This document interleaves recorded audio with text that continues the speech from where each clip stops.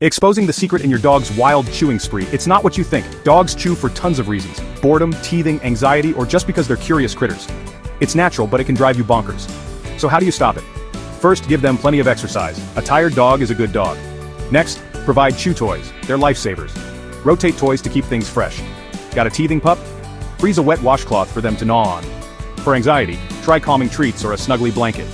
And don't forget training. Use commands like leave it or drop it and reward them when they listen. Remember, patience is key. Your dog isn't chewing to annoy you, they're just being a dog. So to sum up, exercise, chew toys, frozen cloths, and training. Your furniture will thank you. Hit that like button if your dog has ever destroyed something precious. And subscribe for more pet tips. Catch you in the next one.